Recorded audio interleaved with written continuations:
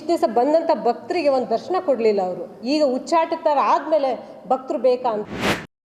ನನ್ನ ಹೆಸರು ವಸಂತ ಬಸವರಾಜ್ ಹುಲತ್ತಿ. ನಾನು ರಾಣೆಬೆನ್ನೂರಿಂದ ಬಂದಿರೋದು. ನಾನು ರಾಜ್ಯ ಮಹಿಳಾ ಘಟಕದ ರಾಜ್ಯಾಧ್ಯಕ್ಷ ಇದ್ದೀನಿ.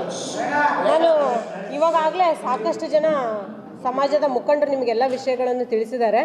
ನೀವಿವತ್ತೊಂದು ಪೇಪರ್ ಸ್ಟೇಟ್ಮೆಂಟ್ ನೋಡ್ತಾ ಇದ್ರಿ. ಸ್ವಾಮೀಜಿಯವರು ಮಹಾಂತ ಶ್ರೀಗಳ ಗದ್ದಿಗೆಗೆ ಬನ್ನಿ ಮತ್ತು ನಾನು ಭಕ್ತರಿಗೆ ಇವತ್ತು ದರ್ಶನ ಕೊಡ್ತೀನಿ, ನೀವೆಲ್ಲರೂ ಬನ್ನಿ ಬನ್ನಿ ಅಂತ ಕರಿತಾ ಇರೋದು ಒಂದು ಪೇಪರ್ ಸ್ಟೇಟ್ಮೆಂಟ್ ನೋಡಿದ್ರಿ.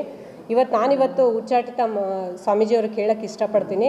ಇವತ್ತು ಮಹಾಂತ ಅಜ್ಜರ ಪುಣ್ಯರಾಧನೆ ಮತ್ತು ಜನ್ಮದಿನೋತ್ಸವ ಕಾರ್ಯಕ್ರಮವನ್ನು ನಾವು ವರ್ಷದಲ್ಲಿ 2 ಸರಿ ಹರಿಹರ ಪೀಠದಲ್ಲಿ ಮಾಡ್ತಿರುವಾಗ ಬಂದು 5 ನಿಮಿಷ ಒಂದು ಮಂಗಳಾರತಿ ಮಾಡಿ ಹೋಗ್ತಾರೆ. ಪಲ್ಲಕ್ಕಿ ಉತ್ಸವದ ಜೊತೆಗೆ ಭಾಗಿಯಾಗಲ್ಲ. ಇವತ್ತು ಮಹಾಂತ ಅಜ್ಜರು ಅವ್ರಿಗೆ ನೆನಪಾದ್ರ ಅಂತ ಕೇಳೋಕ್ಕೆ ಇಷ್ಟಪಡ್ತೀನಿ.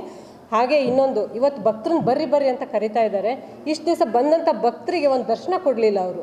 ಈಗ ಉಚ್ಚಾಟಿತರ ಆದಮೇಲೆ ಭಕ್ತರು ಬೇಕಾ ಅಂತ ಒಂದು ಈ ಮೂಲಕ ನಿಮ್ಮಲ್ಲಿ ಕೇಳೋಕ್ಕೆ ಇಷ್ಟಪಡ್ತೀನಿ.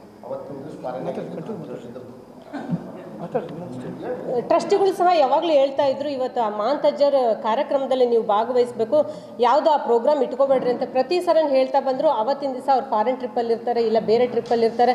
ಇಲ್ಲ ಅಂತಂದರೆ 9:10 ಗಂಟೆಗೆ ಪಲ್ಲಕ್ಕಿ ಉತ್ಸವ ಐತೆ ಅಂತಂದರೆ 8 ಗಂಟೆಗೆ ಪಲ್ಲಕ್ಕಿ ಉತ್ಸವಕ್ಕೆ ಚಾಲನೆ ಕೊಟ್ಟು ಹೋಗ್ಬಿಡೋದು. ಈ ಥರ ಎಲ್ಲ ಸಾಕಷ್ಟಾಗಿದೆ. ಸೊ ಟ್ರಸ್ಟಿಗಳು ಸಹ ಸಾಕಷ್ಟು ತಿದ್ದ ಪ್ರಯತ್ನವನ್ನು ಮಾಡಿದ್ದಾರೆ. ಅದರಲ್ಲಿ ನಾನು ಸಹ ವಿಶೇಷಾನ್ವಿತರ ಟ್ರಸ್ಟಿ ಇದ್ದೀನಿ, ಪದನಿಮಿತ್ತ ಟ್ರಸ್ಟಿನೂ ಇದ್ದೀರಿ. ಪ್ರತಿ ಸಲನೂ ಅವ್ರ ಜೊತೆಗೆ ಇರ್ತೀನಿ. ಎಷ್ಟು ತಿದ್ದಕ್ಕೆ ಸಾಧ್ಯನೋ ಅಷ್ಟು ಚೇಂಜ್ ಮಾಡ್ಲಿಕ್ಕೆ ನೋಡಿದರು. ಬಟ್ ಅವ್ರು ಬದಲಾವಣೆ ಆಗದೆ ಇರೋದಕ್ಕೆ ಇವತ್ತು ನಮ್ಮ ಟ್ರಸ್ಟ್ನವರೆಲ್ಲ ಸೇರಿ ಒಂದು ಒಳ್ಳೆ ನಿರ್ಧಾರ ತಗೊಂಡಿದ್ದಾರೆ. ಅದನ್ನು ಸರ್ಕಾರದವರು ಸಹ ನಮಗೆ ಇವ್ರನ್ನ ಮುಂದಿನ ಕೆಲಸಕ್ಕೆ ನಮ್ಗೆ ಅವಕಾಶ ಕೊಡಬೇಕು ಅಂತ ನಾನು ಈ ಮುಖಾಂತರ ಕೇಳ್ಕೊಳ್ತೀನಿ.